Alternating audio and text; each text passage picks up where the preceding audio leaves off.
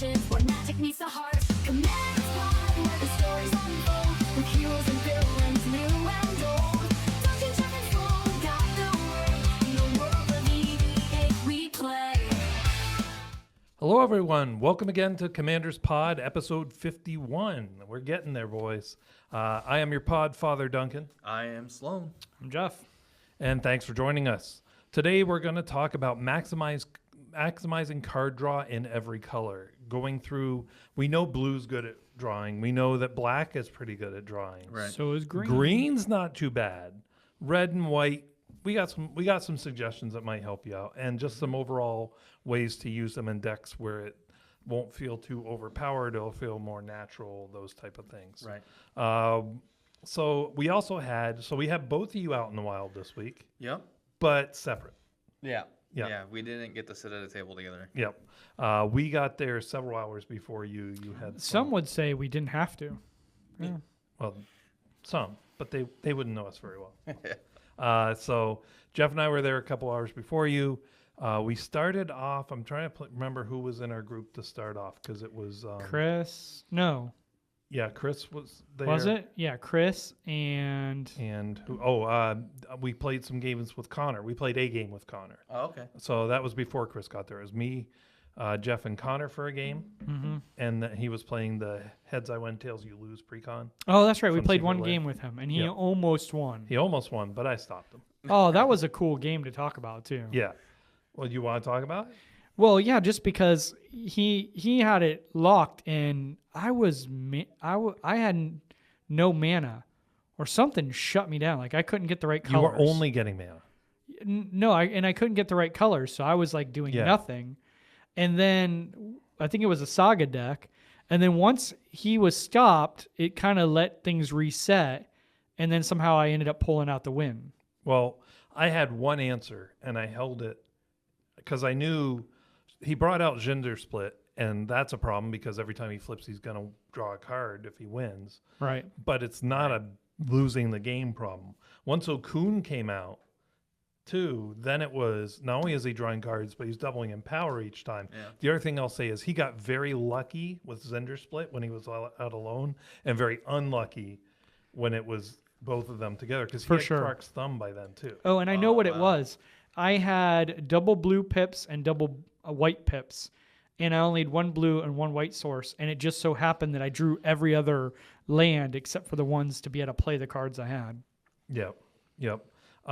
And then later on, it was Connor only played the one game to kind of give us something to do till other people got there. Then Chris got there. We played a game or two with her, and then Darren jumped in after that. So then we had 4. And at some point, Chris left. And did we get in our player? Yeah, we Yes. did. Who was it? Luke. Luke, that's right. Sir Luke. And one of the things that came up, though, had to use the rule that we went over in the last episode about trample and double damage There you go. because Chris was like, I can't play like a long game. I got one more game, but it's got to be fast. So I pulled out Wolverine. Okay. Apparently, it was too fast. Jeff says I shouldn't have been able to win by turn 3. Turn 2. It was your you turn went 2. first. It was your turn 2. It was my everybody turn else's 3. turn 2. Well, that you should have won the roll. Unbelievable.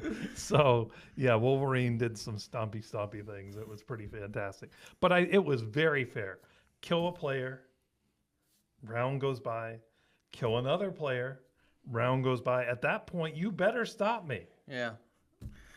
Well, and he gave you killed two me other- first, He gave you so- 2 other players to stop him. Yeah. And he killed me first, so they had to have an answer, and they Well- still couldn't come up with an answer after 2 turns. So go figure. The one time it wasn't kill Andrew first, it was kill Jeff first. Yeah, So, it was fair, yeah, because if you wouldn't have killed me, I probably would have done something. But something. But instead, you did nothing. I did nothing. I died, and then they did nothing and died. So What about you? How'd your games go? We You did were pretty playing good. with Andrew. It was myself, Andrew, Bryce, and Paul, I believe is his name. Yep. And Paul is a Andrew- very new player. Yeah, Andrew kind of put his foot down and kind of held it there the whole night. And so part of it was I was playing Indoraptor. I was trying because I got some upgrades for him again. When I got to the shop, found some more cards to switch out. So I switched out some cards in Indoraptor, made him trying to fine-tune him a little bit more still. So I played him the majority of the night. Almost all my games were with Indoraptor. And so I was playing him. Bryce switched up a couple of decks. He played an energy counter deck one time. He was playing a couple other decks. The other one was, he didn't pull out Beamtown Bullies this week. Oh, that's good at least. Yeah, he kept that in the case. And then Paul only has 2 decks, so he was kind of bouncing back and forth between the 2 decks. So did you guys let Andrew win every game? We did not. So okay. I was playing Indoraptor, like I said, most of the night. And so pretty much Andrew had won, I think, like 4 games in a row at that point. Oh, my head. And it was getting towards the end of the night. I said, okay, I'm going to pull out Prosper. I'm going to win this last game, and I'm just going to end this. And Andrew says, okay, you can try. And then I looked at Bryce. I was like, Bryce, I'm pulling out Prosper. Sorry, it's happening. He said, all right, I guess that's fine. Sure enough, I destroyed. I got my combo off. And I basically was able to exile 14 cards with that new Galvanic Storm card that I talked about. I got to cast it. I exiled 14 cards my next turn, and off to the races. Well, good on Andrew, I guess, for winning 4. Good Yeah. grief. Yeah. You're supposed to kill him first. This is why that's there. If everybody teams up against him, that doesn't happen. I will say this. I mean, he didn't win him, any games when we played him, did he, Duncan? We No. had him halted a couple of times in a couple of different games, but not to call anybody out, but someone got frustrated with some of the things that were happening, and so in spite, they decided to unleash Andrew a couple of times that ended up winning the game. And we're like, Well, that's the other danger of Andrew, is falling for the silky smoothness of his voice. Andrew didn't even have to say anything. The other player was just like, I don't He's like that the fact good. you guys just blew everything up. I'm gonna help Andrew out. I'm gonna take that. Like I oublieted his commander, and he was playing the red-white one that makes rebels and has haste whenever it attacks. So I oublieted it, so he couldn't get rid of it, because red-white doesn't really have a lot of enchantment removal unless you build it that way. Well, and white has a lot, but you got to put it in. Right, exactly, and because he's all about token doublers and stuff, so we had him actually locked out of a game. Build a well-balanced deck, please. And but yeah, so he Why ended do up, that when you can have others do the work for you? It's true. Well, because you lose 4 games in a row, that's why. So, but yeah, long story short, we still had fun. I think we still had a good time, but I did pull out the last win. I didn't let Andrew go home undefeated. So Well, that's good at least. Yeah. Jeff and I controlled the table. We lost 2 games. He won 3. I won 2, and those 2 games were 2 different players. So that was pretty good. yeah, not bad. And one of them was Luke won with his Henzi deck, and we were not playing Henzi level. Right. Yeah, it was level 9 versus level 7, 8. Yeah. So that one was, what are you going to do? Yeah, and Luke was playing with us before he jumped over to your table, I think, before Chris left. He was the 5th player at yours, yeah. Yeah, and he was playing Henzi and Yeah, doing that's the all same he likes to play. Yeah, and now. he's doing the same He did though play Tassiger for a couple games. Okay. Yeah, he took Tasker out to stomp us, and then I think He didn't Duncan, win one you game won. with it. Yeah, he won. I won. and that I one. won the game before that. Yep. When he was playing Henzi, So- because I took Selvala out, and she's pretty gross. We should start a tally of Commander Pod victories.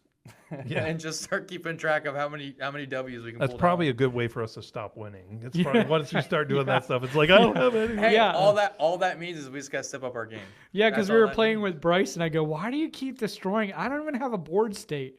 And Duncan goes, "Yeah, because he listens to the podcast." And I was like, "Oh, great." Yep, he knows what you're holding Yeah. there. Well, build better decks. I don't know what to tell you. I think I No, stole it's because one. he's holding back. It was early game when Jeff holds backs. Mm-hmm. So he had his best cards in his hand, and Bryce knew it. He's like, yeah, I'm blowing this up. But, that was pretty good. Yeah. I'm sorry you lost 4, but at least you won 1. Well, and again, like I said, I don't mind too much because I'm still trying to fine tune my deck, and so I will say that some of the other decks were a little out of Indoraptor's league, so a Yeah. little of that might have contributed to it because they're a little too quick for what my deck does. But Yeah. some of that also is I don't feel like I have the right cards in there yet. So we'll see. But yeah, I don't mind. Like I said, I wanted to win, so I pulled out Prosper and I won. Right. Well, I mean, when I won with Wolverine, that was only one of my wins. I didn't win 2 because the first they complained so loudly, I put it away. Yeah.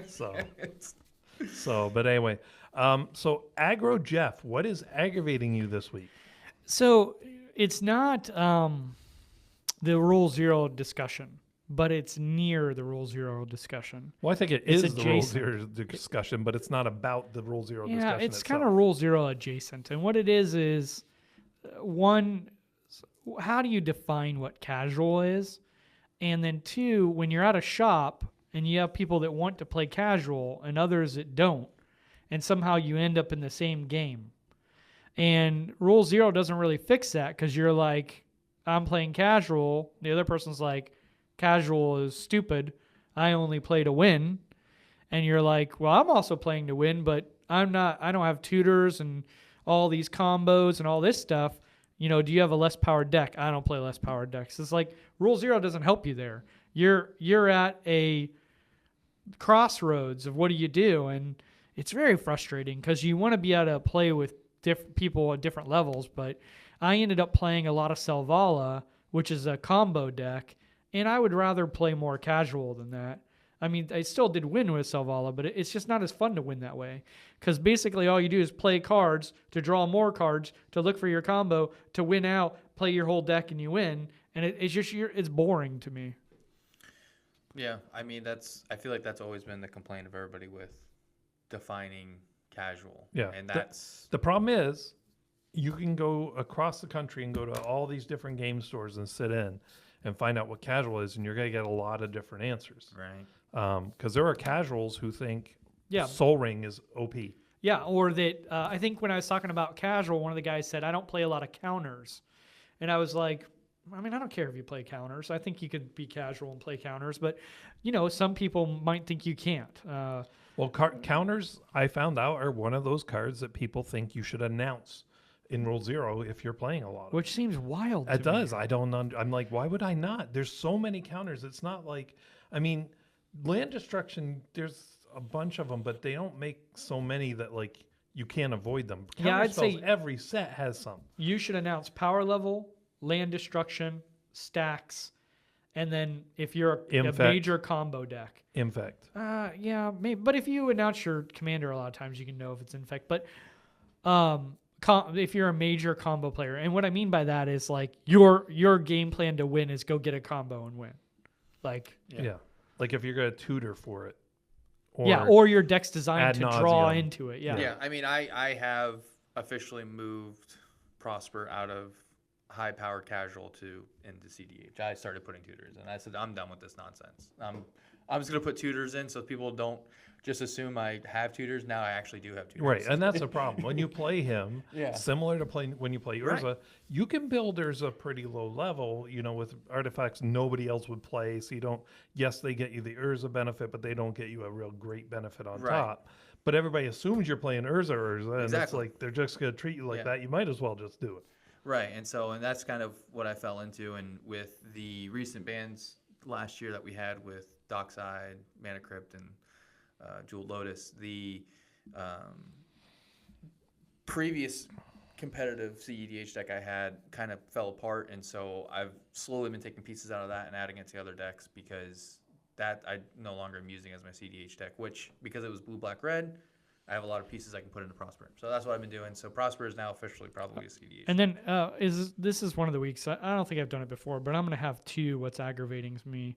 The other aggravating me, and this should be a discussion again, and people, this is a hot take. And we talked about it a little bit. I really do not like seeing how much proxy people are using at the shop. When you're playing a deck in casual and you're proxying a $600 card, multiple $600 cards. Like there were times where someone was playing out like 2 or 3. Not only are they playing the dual lands that they don't own, which, by the way, you might be like, what's the big deal? Well, I'm losing 8 life to my lands and you're losing no life to your lands. That makes a difference. So I'm seeing too many.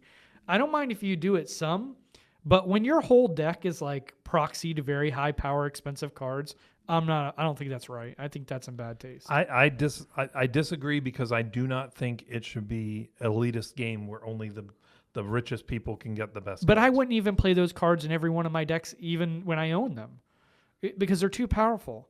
You have to have some balance. You can't put all the dual lands in your deck and put in Lion's Eye Diamond and some of the lands like Tabernacle of Pendervale. I mean, that's ridiculous. But here's the problem. You own 2 Gaia's Cradles, yeah, right? So you have them in 2 decks. yeah, Even though one of them's going to be a proxy Mhm. because you're not going to play your near mint, right, But there are other people that could never afford that. right. So And I don't never in a mind if million they years. proxy it once, but like that's one expensive card in one deck. That deck doesn't have dual lands in it.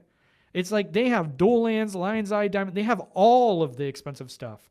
Their deck is probably worth, not really, but if the cards were real, like $10,000, and it's not playing on the same level. They've gone from it's not fair that you can pay to win to I'm gonna have a $10,000 deck versus your $800 deck. But what you have to realize is at that store, the current meta is higher powered, and they've had to do that to survive. But just control. Don't do it. Like there's enough of us who don't play, and I still you, win. You played with Luke. Yeah.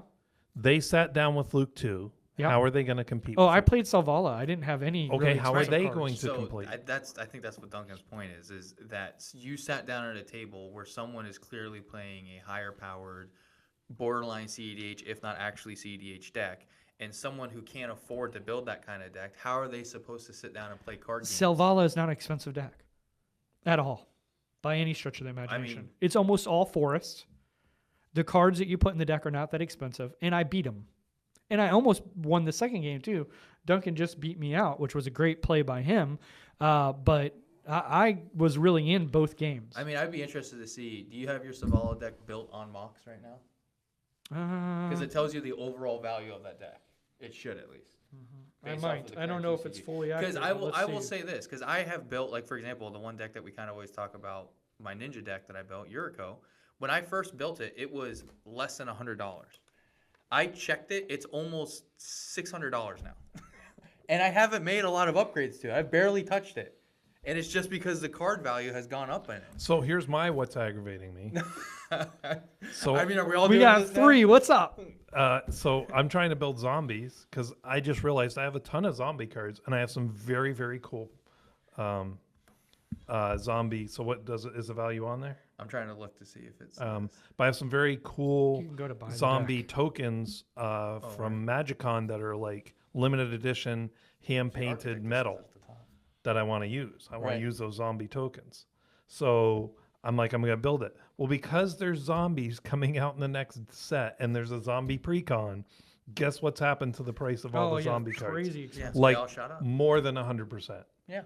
Like Yeah. several 100% increase in price. Well, that's what happened with, which I know this was a little while ago, but when I built my Assassin's Creed deck Yep. for Ezio, there was an assassin that had been out forever, was worth less than $1. As soon as that set came out, he went up to $8.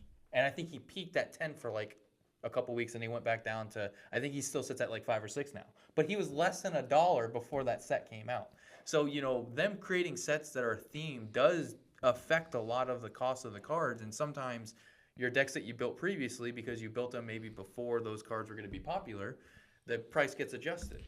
1,000, but Yeah. that's also counting one of my cards, which is Phyrexian Dreadnought, as very expensive and it's damaged. So you could get a Phyrexian even Dreadnought. with it damaged, it's not going to make that go from $1,000 to $100. No, but we're not talking about that. We're talking about $1,000 deck versus a $10,000 deck. Right. But what we're the trying to people say we're is- talking about can't afford a $500 deck. So Right, then proxy to $1,000 deck. Be reasonable. But Don't go all the way to this. But the only point I'm going to say on this, because I feel like we're going to spend too much time on this. The only point I'm going to say to this is, you sat down, or someone sat down at your table, and the casual deck you were playing before was no longer going to compete. So you pulled out Savala, which is a $1,000 deck, to Yep. compete with his. Which, regardless if his is $10,000 or not, they're both CDH decks. Yours is a cheaper CDH deck, but still a CDH deck Yeah, nonetheless. no doubt. Someone who can't afford any of that, in my opinion, if they had one deck, and I'm not going to talk about all their decks, but let's say they had one deck that was full of a bunch of proxies to be a CEDH deck, just so they could compete on that level. Would that be more acceptable to you instead of it being... Yeah, that would be more acceptable, but that's not what I saw. When we were playing casual, that's when I saw the Lion's Eye Diamond Right, with 3 which- dual lands on the table, and I'm like, how's it? This is wild. Now Yeah. that person didn't win, and you go, well, we don't like pay to play. That's actually absolutely pay to play. I mean, that person had a huge advantage. Right. To still not win is just I guess I'll Well, give you the and head that's start. the thing too. Like, I'll spot you 10 can points. win with $1,000 deck against a $10,000 deck. Some of the lesser skilled players can't. They need those cards. Right. So that's I'm just saying it's not. I guess, but I still. If you had problems winning, then I can see why you'd have a problem. But you didn't. No, but I don't know. I don't want people to have to buy really expensive Oh, cards. we At the same also- time, just don't We you also don't need played them. with Jordan. Jordan was the other person. and we played. I like that guy a lot, Yeah. Jordan too. Yep, and I unfortunately, he enjoyed didn't playing win with any that games, guy. but he had some cool decks. He had very cool decks. I mean, it was tough. He was up against ridiculousness. Yep, We were all playing ridiculous decks. we were. But I do like to think that nothing more ridiculous than winning turn 3. But anyway, Yeah, I told him I should get Rogue Rack and Arden out, and we'll both kill each other on turn 2. Yeah, it's just a race to see who gets to roll to the win. Yeah. So let's talk about our counterspell segment. How do you feel about AI art? So this is kind of a two-pronged question. So first of all, let's talk about how would you feel if they came out with AI art on Magic cards? Let's say in a secret lair.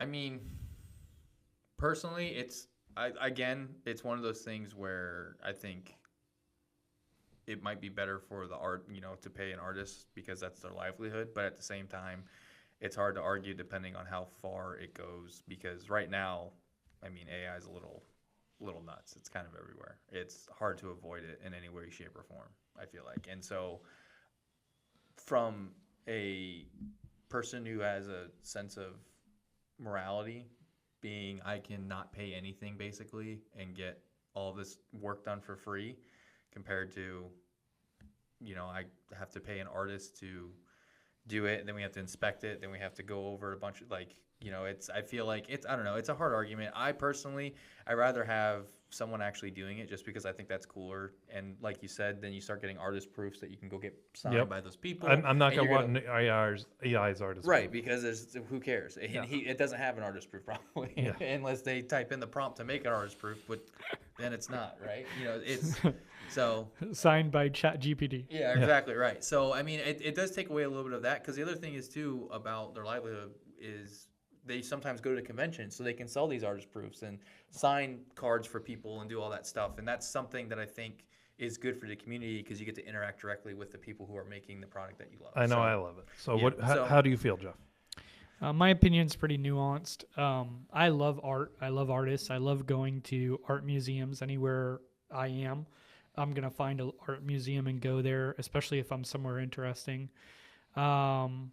However, on this point, I think there's two things I would talk about. One is that if AI gets in the mix, all it should do is cause the artists to step up their game. Because now there's just extra competition there. Just make better product than what they're making, and there will be room for you in this area. It should get the art to be better. The second part of this is, when AI starts being utilized, it's going to change the marketplace. Just like when they got rid of cashiers for the automatic scan yourself kiosks. Yes, it lost one job and gained a different job, and some would argue an even higher paying job, because now someone has to design the software for that kiosk, someone has to design the product, someone has to build it, someone has to engineer it. There are manufacturing places that have to put it all together, that have to get it out of the ground. Like, all these other jobs were created. Yes, it took care of this other job. It just changed to a different one. And like you see with, like, what's it called? DeepSeek now, or DeepSeek? Deep fake? That came out from China, where we thought the AI required these extremely expensive NVIDIA chips. And as it turns out, someone figured out, or many someone's probably working together, figured out how to use software to take advantage of lesser chips. Therefore, before, the market was only the biggest giant corporations could create AI. And now, not the guy in his garage, but much smaller corporations can now create AI, and it's going to open up more jobs for software engineers, for people figuring out how to best use and monetize AI. So I don't think it takes people's jobs. It changes jobs, and I guess in a way it takes but it doesn't. It takes away artist jobs. It does not create any artist jobs. No, but it could allow the really good artists to stand out. And the artists that are just doing what AI could do, well, they're going to lose their job because AI could do what you're doing. Do something interesting. Do something. Art is supposed to have some sort of beauty and depth to it. And the artists who do that, AI is not going to be able to compete with them. And that means their product is worth more because they'll be more rare, right? Yeah, I could do AI, but if I want to do quality, I got to pay Tom Smith because his stuff is amazing, and people will buy it just because Tom Smith is amazing. So I don't think it's a problem. I hope the artists step up, and I hope they prove to Magic that they don't need AI and AI doesn't work, but let your product do that. Here's the problem. It looks like some artists they've hired have used AI. Yeah, that's frustrating too. Yeah. That's ridiculous. And but Wizards is like, we didn't know. Like, right. We hired them to do work, and digital art is a thing, and it's hard to tell with digital art where it came from. So what about marketing? Is there a difference between using it for marketing than using it on a card? I mean, so here's the thing. If you're having artists design the cards, then you should have material to market with. Right? It should already be there because you should be able to take away from what they're already using. What I will say is the new set coming out, Final Fantasy 1, my buddy who's a huge Final Fantasy fan, our friend Taylor, he mentioned how whoever did the promo of Sephiroth, they were looking into it and like a bunch of the details were wrong. And then at some point someone said, well, it looks like it could have been AI generated. And some people were saying, no, it wasn't. It's just the artist who did it didn't really know anything about Final Fantasy. And so regardless, if there have been times where, because sometimes we use AI image creating for like characters in like D&D or something like that. There have been times where like you put in a prompt and like 1, 2, 3 are good, and like the fourth one's like, what happened? And so yeah, it's called a hallucination when they have like 6 fingers or whatever. Yeah, or like one arm's like missing somehow. Yeah. Like yeah, so but yeah, I mean like I think there is a level of, if you're using artists to begin with to create the cards, you should be able to take what they're creating to use it for marketing. And I feel like if you're going to have people doing it, make sure they're paying attention to detail, the artist that is, because if you do something wrong, like was pointed out with the Sephiroth on the Final Fantasy promo, people who are big fans find out and realize it real quick. So, I mean, if they're going to use AI and they're going to let mistakes like that slip through, if that was AI generated or not, regardless, if they're going to let mistakes like that slip through, I think that's only going to harm them. I'm going to apply the same principle to marketing that I had before, and also say that people who used to draw on canvas and physically draw art, when being able to do it on a computer came out, some of those people lost their job because they didn't transfer over necessarily to being able to do digital art, because it's very different doing digital art than just drawing on a piece of paper. You step up your game, prove you're better than AI. It shouldn't be too hard right now, and there shouldn't be a problem. And I'm excited to see better product coming out.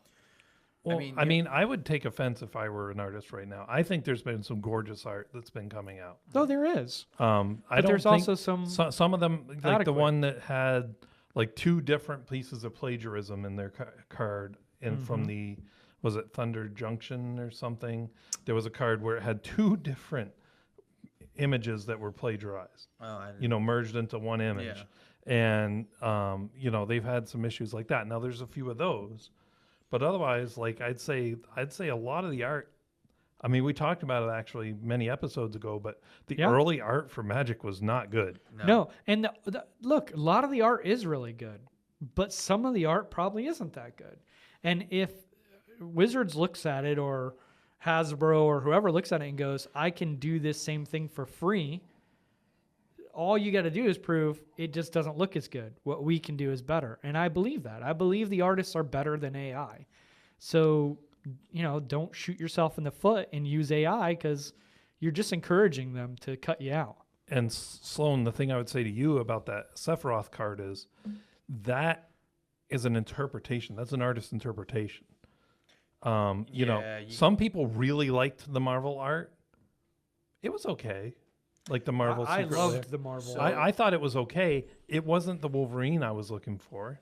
So, to counter your point, if you're basing it off of an existing character, there are certain things you just have to do right. If you are going to change them, you are going to upset a lot of people. It's the same idea where, the idea of if someone, for example, we'll use the Marvel. Let's say with the Marvel one, someone who had the Captain America one, they completely changed his entire outfit to no outfit that Captain America has ever worn because they thought it would look cooler if they did this. A lot of people probably would have been very upset and been like, this is not Captain America. Why is this, like, why are you calling this Captain America? This makes no sense. It's that kind of idea where I think there are certain times where, sure, you can interpret it however you want. Like, for example, the creatures and planeswalkers that Magic has created, like Oko and Jace, like, those are open interpretation because they were created by Magic, the game, so they have the idea of they can kind of make them whatever they want. But when you're pulling from Assassin's Creed or Final Fantasy or wherever else they're pulling from, people are going to be upset if you don't do what is from that universe. They made Aragorn black. Listen, AI can do what you're saying. Just copy something. It's easy. Art is supposed to have a message. So, like, one of the things people can look up is the King Charles portrait that was done. And he's all in this red background. I don't know if you guys can see that, but we can put it up for people if we want. There were people that hated it. But that's what art does. Art, like Duncan said earlier, art reinterprets things and has a message to say. And there's interesting things in that, as opposed to, well, this is a picture from the TV show or a video game that Sephiroth is a video game, right? Yep. Sephiroth is in. Let's just take that picture and we'll exact copy it, and Sephiroth will be exactly the same. Or an artist can come out and reimagine Sephiroth with slightly different, and that's art. That's what art is. Art isn't copying. Art is saying something more. And Aragorn is a perfect example. Yeah. Right, and there are a lot of people who are upset that they did that because that's not who Aragorn was, and I agree with them. If you're going to base a design off of a character, you should make that design accurate to the character. I'm not saying that he can't have a different background or be in a different universe because clearly he's being sucked into one, i.e. Magic. But the point is that there are certain details that are important. If Captain America didn't have his shield and all of these things, or if Wolverine wouldn't have had his talent, like there is details that you just don't touch, period. You can't adjust them and then just say, well, it's artist interpretation, they can do whatever they want, because at the end of the day, then you're changing the actual character and who they are. It's the same reason why everyone hated that Wolverine Begins movie where his talons were bones, because that had nothing to do with the actual history of Wolverine. Yeah, they just want to make another Wolverine movie. No, that's exactly how Wolverine started. Yeah. His Bone original claws. bone, Before adamantium. not in the first appearance of him, but when they told his story in the comics, he had regular bone claws, and when he bonded with the adamantium, that's when he got the adamantium claws. But no, I get what you're saying, Johnny, and there is some truth to that. There are some things that are somewhat non-negotiable, but if an artist ever comes out and just goes, well, I'm going to break all your rules, that's what artists do. Sure. And yeah, it's going to piss people off. It's going to get talk going. I'd rather that. I'd rather some conversation than nothing, and I might be the one pissed off. But that's what artists when do. they make their Star Wars set and Luke Skywalker's a girl, we'll have this I conversation. mean, I already had to deal with Luke Skywalker getting ruined. The sequels. Yeah, they already ruined him, and I had to deal with that. So, but that's all I'm saying. I think there's certain things when it comes, if you're basing cards and certain things off of certain aspects of a character or a character that already exists in the world and has certain things about him that are like those are identifiers of that character, you should probably stay true to it. But again, it's, I guess at the end of the day, I don't run the company. It's neither here nor there. Yeah, I mean, I would argue, like we said, we think that art should have a right to change a little bit. And I'll tell you, I was there when they revealed the image. It's been years since I played Final Fantasy VII, but I'm like, that's Sephiroth. I wasn't like, that's not him. Right, and that's the difference between someone who casually knows the game and someone who loves the game. Without spending a lot of time on this, just quick sentence. What was the difference? There was 15 things that were wrong. Were they just like major things, or what was a major thing? Holster, his holster on his leg was wrong. The sword was wrong. His wing was wrong. I think his eyes were there was a bunch of things that people picked apart. That doesn't. Yeah, I mean, he can wear a different holster. He can wear a different. Yeah, outfit. I don't think the that wing. Seems I mean, I'll have to look at it more. Yeah. Sure, but there was a whole thing. Like the day they announced it, that's all I saw. Yeah, no. For those of you out there that are upset about it, I get it. It's something you love. Yeah. I do get it, but maybe, it's life. Things change. Yep. So we'll move on now to our main topic, maximizing card draw in every color. Yeah. So we know blue's good at drawing. Yes. Is it? Annoyingly so. It's really good at drawing. We know black is pretty good at drawing. Yeah. I'd probably say it's the runner-up. Yep. And then green, not too shabby. It's got a bunch of draw too. I draw a lot of cards in green, that's Yep. for sure. It's usually dependent on what your strategy is, but it's Yeah. there. It definitely beats out red and white. Red and white, tough. Red, definitely the toughest by far now. They have not spent a lot of time. They have done a little bit different. We'll get to that. Yeah. But so we're not going to talk about too much about the blue. We'll go over some of the top ones. We'll go Yeah. over some you may not have known about. But we're not going to talk about the popular ones like Rhystic Study. Right. But we'll talk about them, but we won't go into detail. So I've broken it up into enchantments, Mm-hmm. instant sorceries, and creatures for each one. Right. So enchantments, we have for blue, Rhystic Study, Mystic Remora. Yep. You're not going to get any better than those two enchantments. for Yeah, I draw. mean they're pretty solid. 2 and a blue. Whenever an opponent casts a spell, they can pay 1. If they don't, you get to draw a card as Rhystic Study. Single blue for Mystic Remora. Whenever a player casts a non-creature spell, they have to play 4, They can pay pay 4. 4 to keep you from drawing. Right. Otherwise, you get to draw a card. Which But no like one's I going to said, do that, but let's there's an not go upkeep through all cost these to blue it. ones because these So, ones people do know. yeah, those two and are we have a the big pretty baddies. good list, and we want to go into why. Mhm. But instants and sorceries, everybody knows Brainstorm. Yep, The ones people may not know, Dig Through Time. Do you use that one? I do. That is in my ninja deck. The nice thing about that one is it has Delve. Right. which lets That's the big kicker is the delve part. Yep, lets you reduce the cost. It's kind of an expensive card, but if you're using Delve to reduce it, Yeah, I think it's 7 in a blue, 6 in a blue. 6 in a blue. That's what it is. Same Yeah. thing with the next card. I Yep. mean, different, but you could also Yeah. reduce the But cost. so Treasure Cruise has affinity for artifacts. no, No, it's also no. delve. I thought. Yeah, Treasure Cruise, you cards in your graveyard. Oh yeah, so it's Delve. Yeah, it's delve also. Okay. Yeah. They're both delve. Yep, and that's remember 7 and 2 blue or something. But you Yeah, get- yeah. So the difference between the two is slightly different. One actually draws. The other one just lets you you get to look at like 6 and then pick 1 or 2 right. or something Yep. like that. Dig Through Time. You get Yeah. to. Yep. Creatures. We have Consecrated Sphinx. Mhm. Gross. I mean, that is. Mwah. Do you know I still don't own one of those? I don't either. Oh, I own several. They're I glorious. every time I think about buying one, I'm just like, what deck do I put it in? And you could put it in any deck, but as you guys saw with my Gishath deck, I do try to have them like fit the deck. I like to theme my I mean, the cards. nice thing about that one is anytime someone else draws a card, you draw 2. And Yeah. you have to draw 2, Yes. I believe, which Yeah. can be a problem. Yep. Yeah. So that one is real nice if other people are drawing. But even on their first draw, that's 2. So if you do nothing else and you have 3 opponents, there's 6 cards you're going to get before your next turn. Yeah, just be careful who you're playing when you play that, because if you see a Selvala or something across from you, don't play Consecrated Sphinx because you're just going to die. Right. Or if you see my U3. And then Arcanus the Omnipotent, you get to tap him, draw 3 cards. Yeah. Yeah, Also he's really also very expensive though. Yeah. Yeah, he is. He is. But once you get him out, tap him, draw 3 cards. That's real nice. Yeah, the only blue one I would add to this list real quick is the one I brought up. It's in my turtle deck, borrowing 100,000 arrows, which is you get to draw a card for each tapped creature target opponent controls. So that's one that kind of flies underneath the radar because it's more based on what other people are playing. But it is a good one to kind of sneak in there because if someone's playing like a token deck, and they have like 10 or 12 tokens that are tapped, that's pretty good draw. I think it's 4, 2, and a blue. So Yeah. Plus Blue Sun Zenith and Mind Spring, Yeah, which those we are don't nice. have to explain, but those are pretty big draw and Yeah. draw yeah. right away. Blue draw Sun big Zenith, real good. Yeah. Real good. another good one. But black. Mind Spring's just one less blue, by the way. Yeah. Yep. Black has enchantments, Phyrexian Arena. yeah. So this one's controversial. Some people think it's not that good. 1 and 2 black.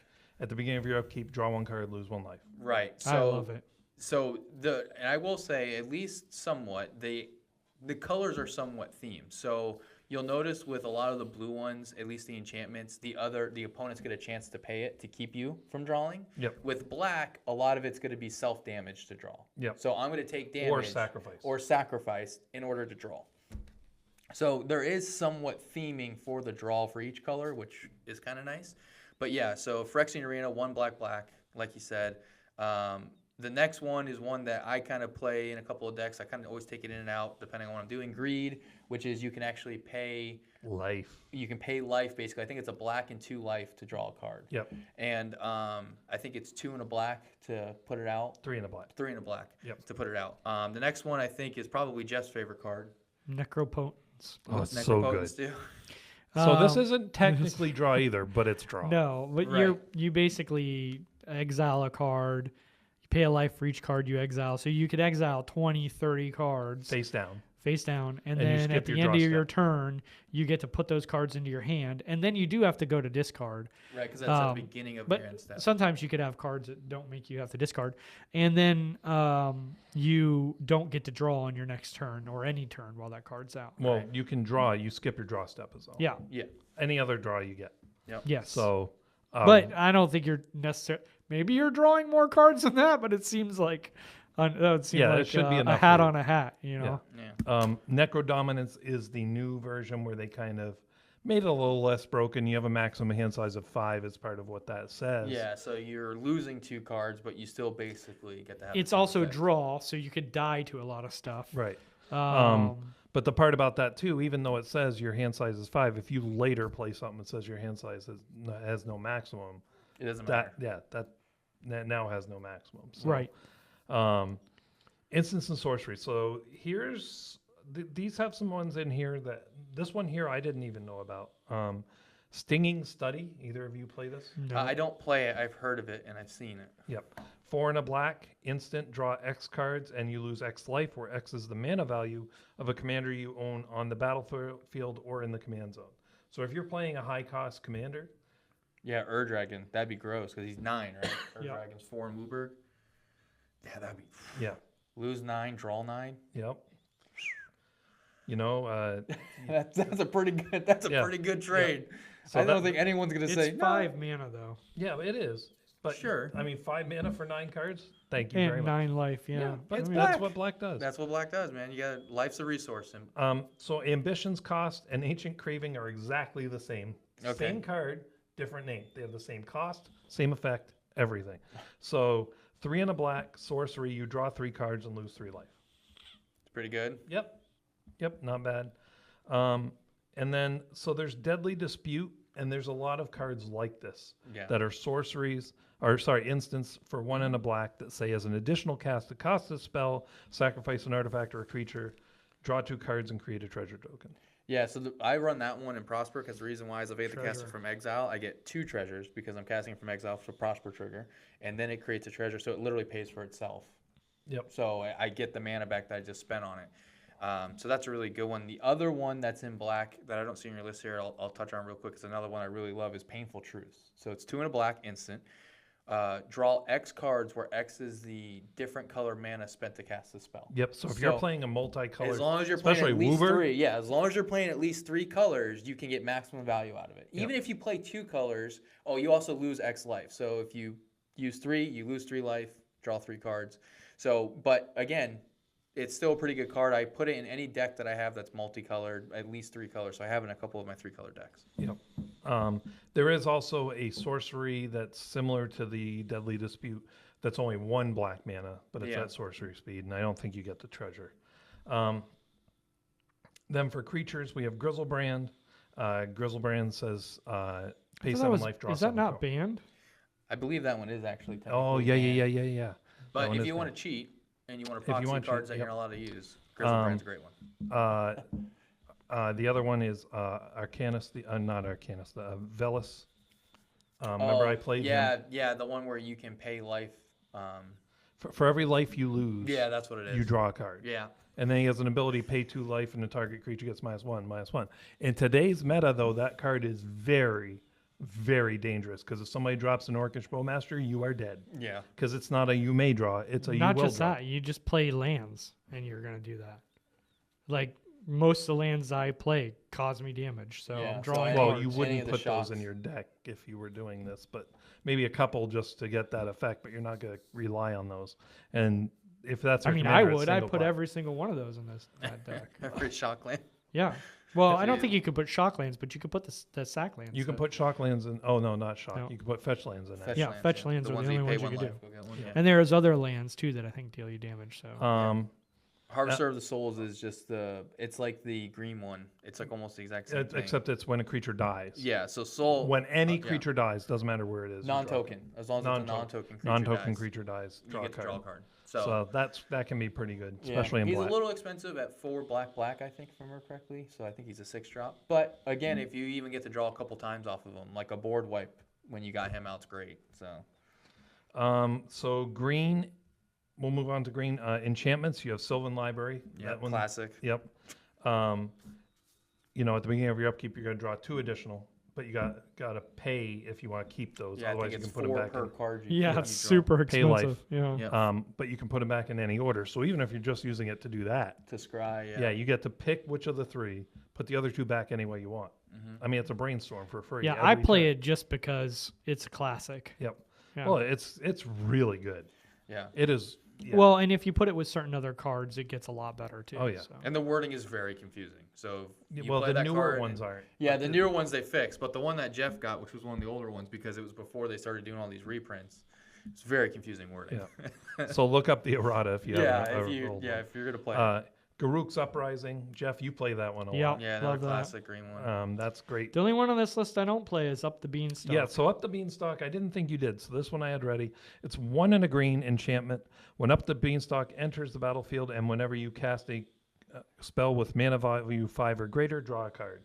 So if you're playing real I just don't know big how spell good card- it is. I don't think it's as good as the others. No, because it is 5 mana, but you're only paying 2 to get it out. And if you're playing that type of deck, Yeah, I mean if you're playing like elementals are a lot of times are like usually 4 and then a color. You know, there's a lot of elemental decks where they're 4 and a color.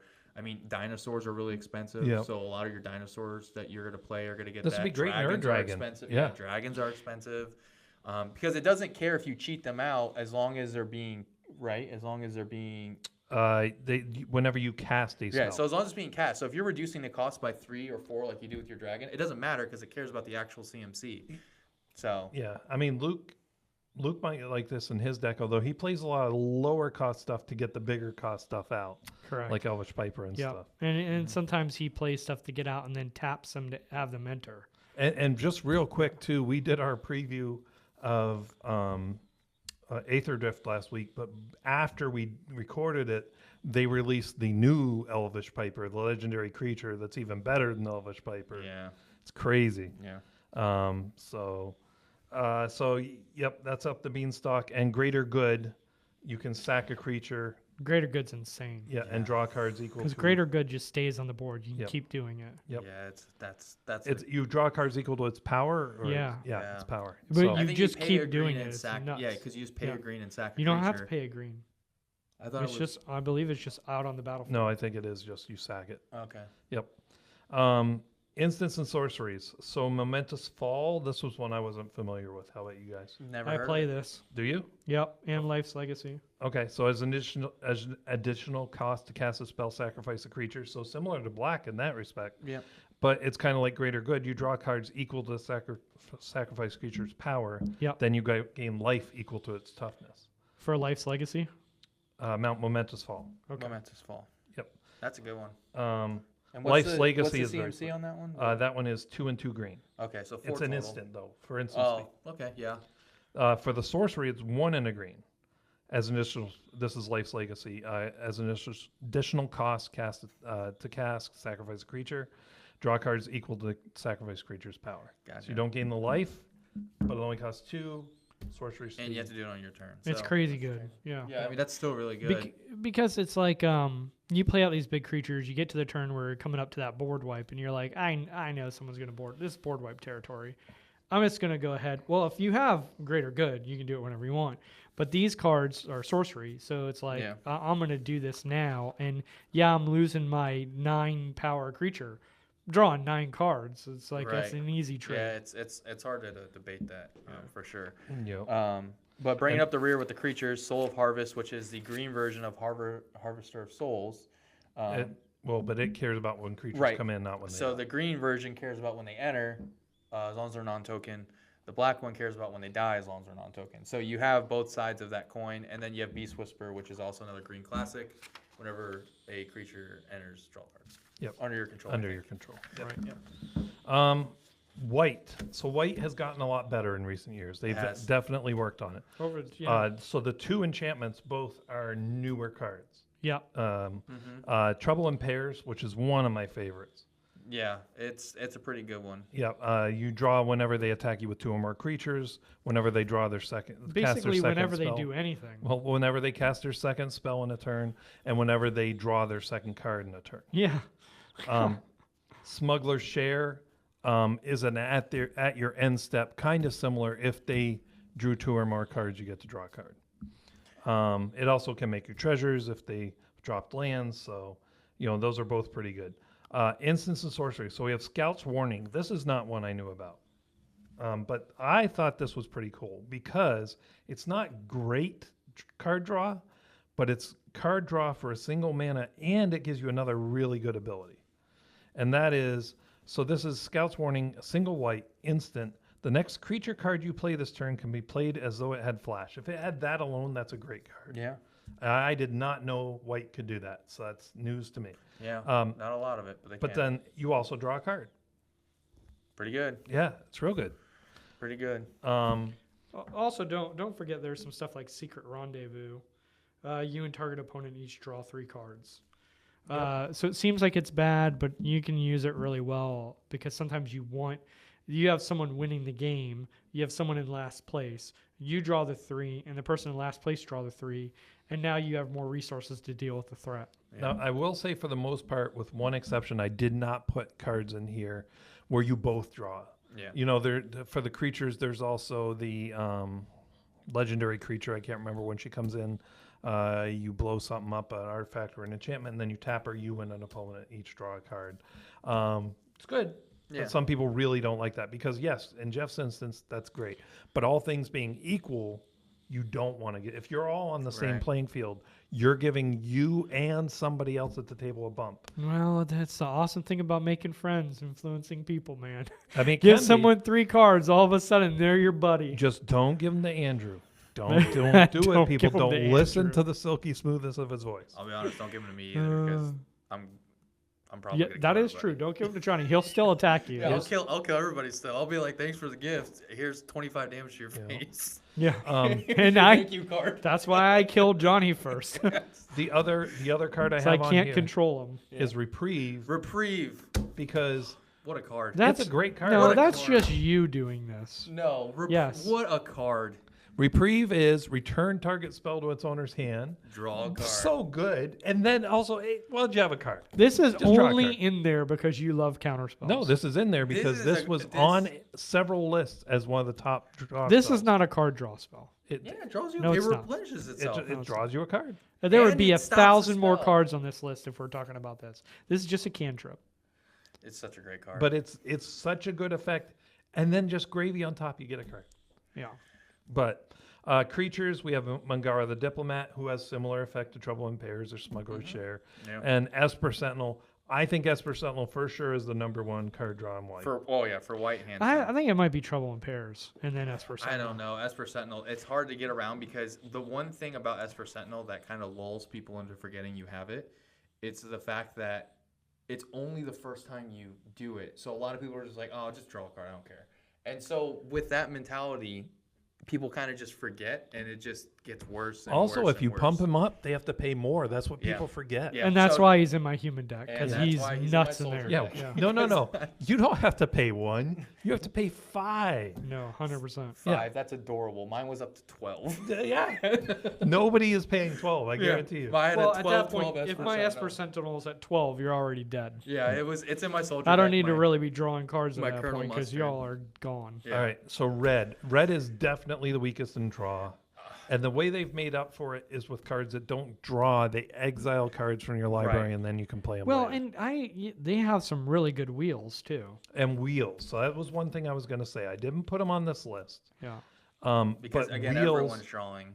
Yeah. I put one of them on this list just because Reforge the Soul. So we'll get there. Enchantments. Artist Talent. This is another one that I don't think people play, but it's pretty good. Never heard of it. When you cast a non-creature spell, you may discard a card. If you do, draw a card. So it's not always bad. there for you to use if you want it. It's that rummage effect, Yeah. you know. And that is a That is an enchantment class. okay. So that came on the D&D set then. No, this was the talents came out in Bloomborough. Bloomborough. Yep. Okay. 1 and a red, and it does have other powers, but they're not relevant to this. For 2 and a red. Now also your non-creature spells you cast cost 1 less. That's pretty good. Yeah. And then Not bad. if you play an additional 2 and a red, if a source you control would deal non-combat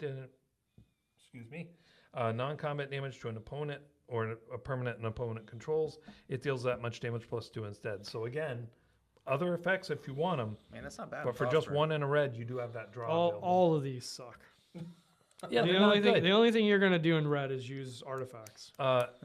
So the next one is Virtue of Courage. This one is Exile. This is another Exile one, nada.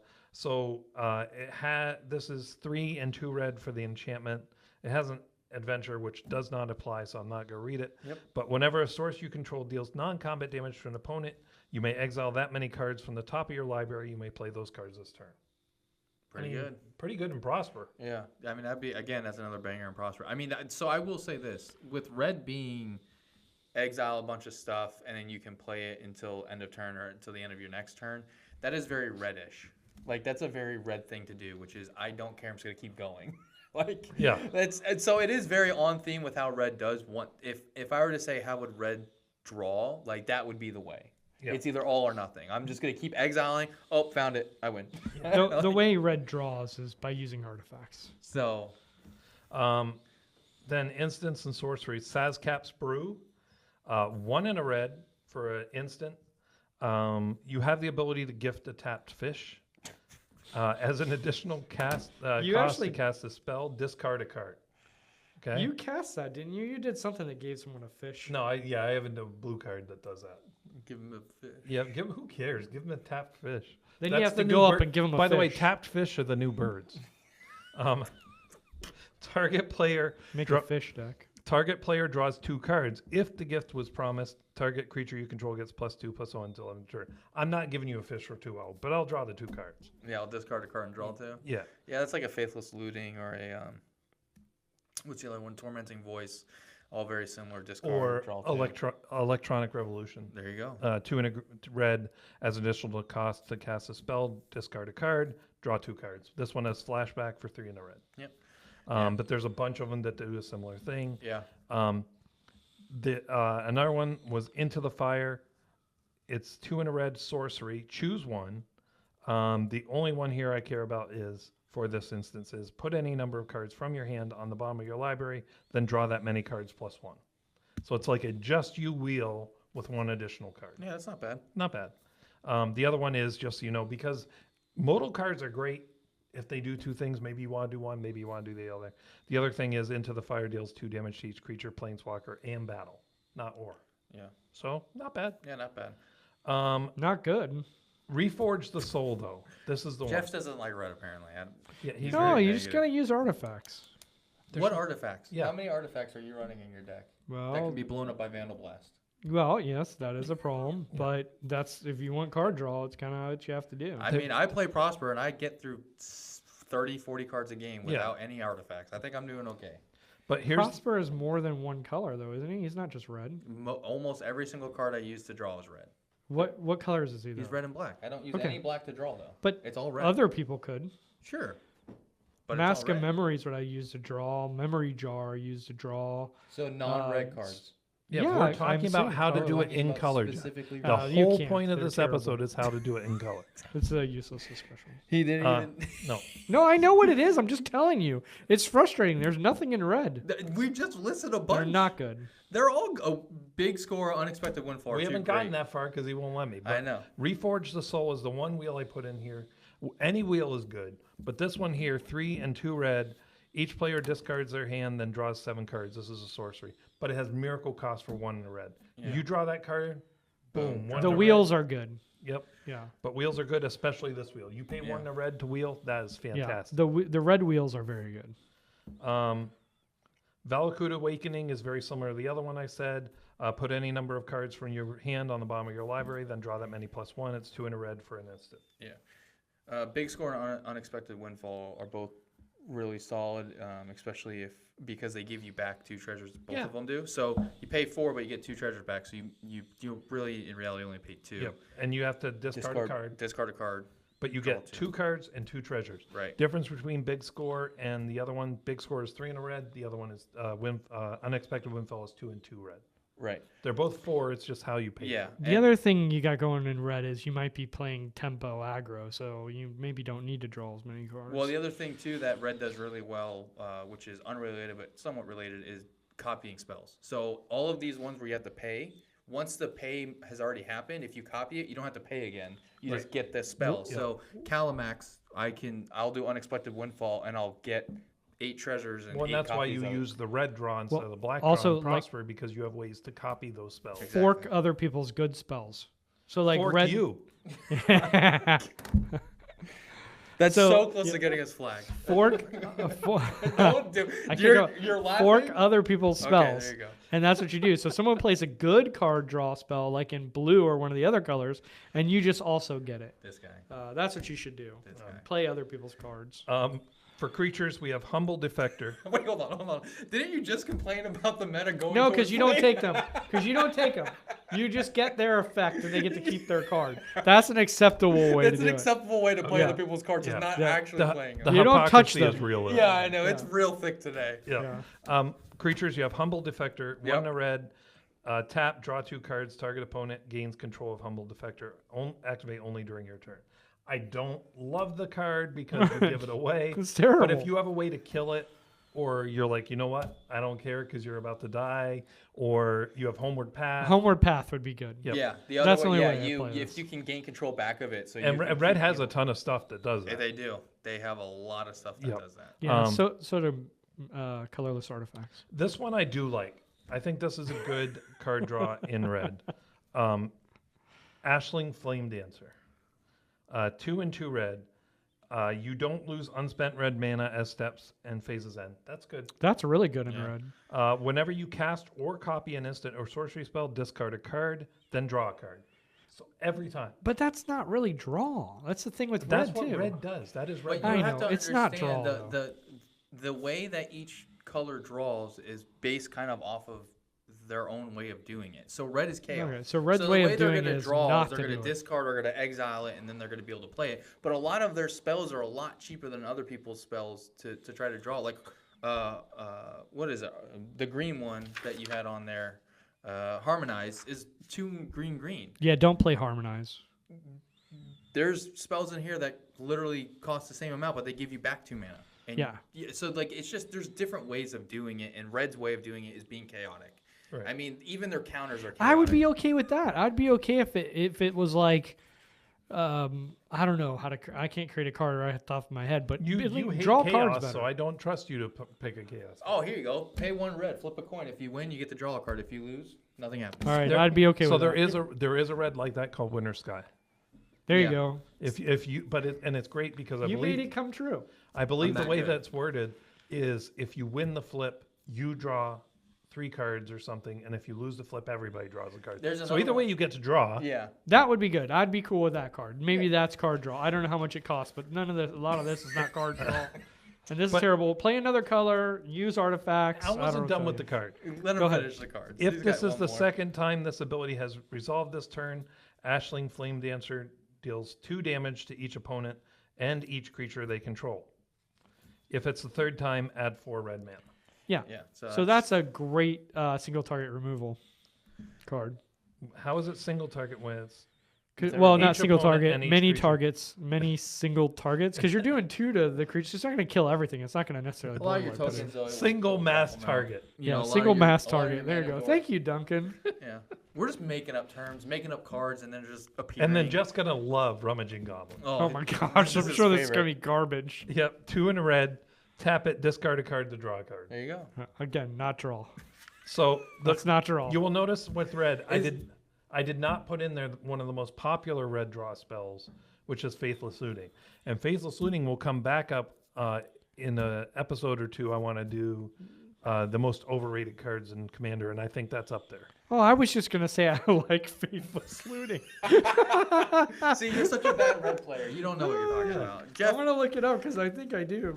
It's a You Disc- like that, and and you you don't don't like like- the ones we did. The only difference is that costs know. a single I don't red mana, but I think it's a sorcery. and I think you have to discard first before you Yeah. draw. Oh no, it's draw 2 cards and discard 2 cards, and the reason why I like it is you pay 1 red to be able to do that.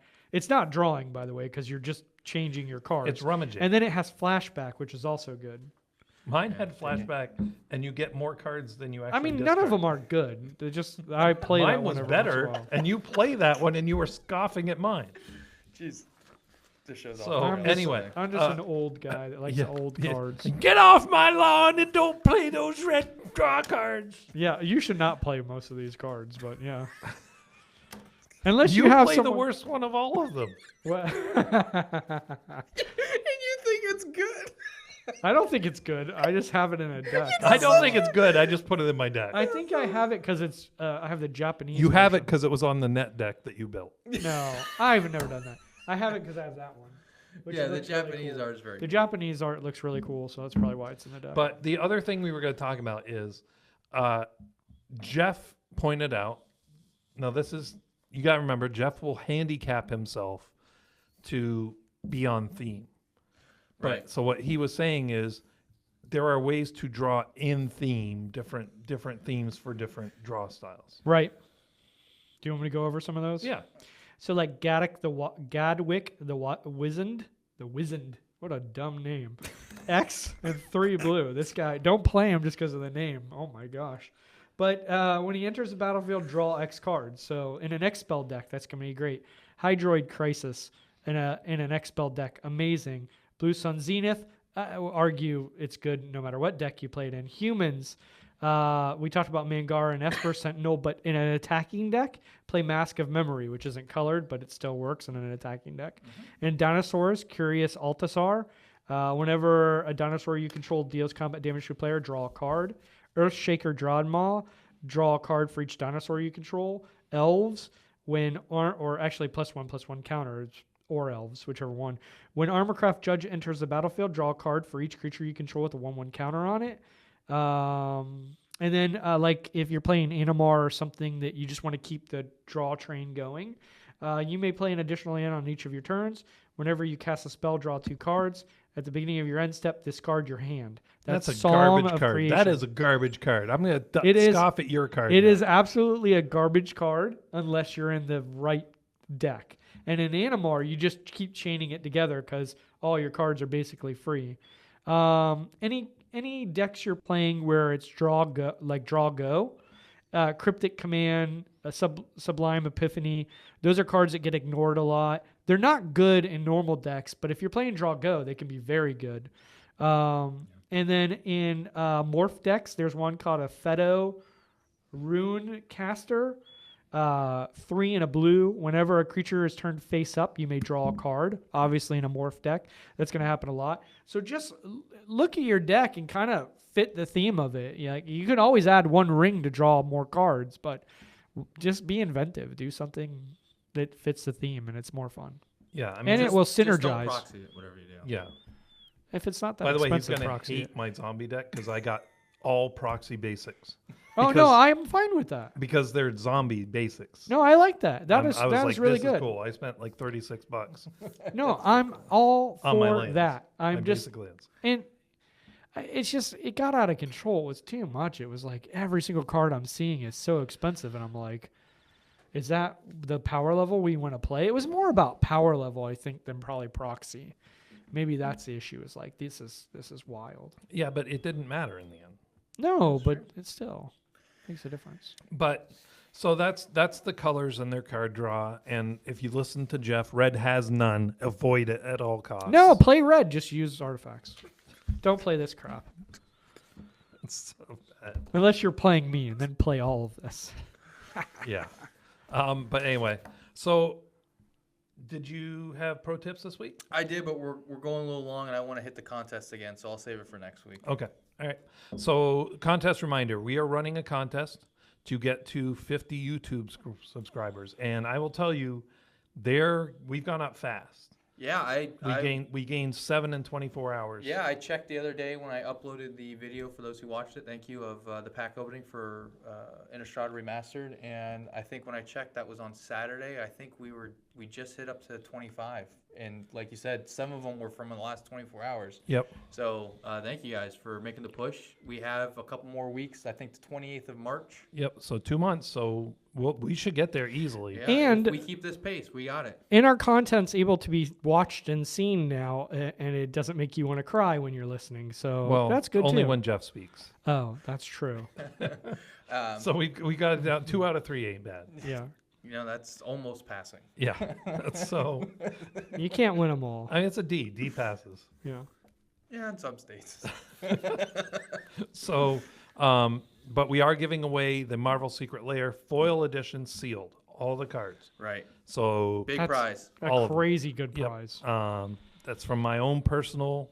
The 2 I got, one of Right. them was this. So Yeah, so you're actually taking stuff from Duncan. So yeah. that's an so extra that's a win. bonus. You Yeah. should want this.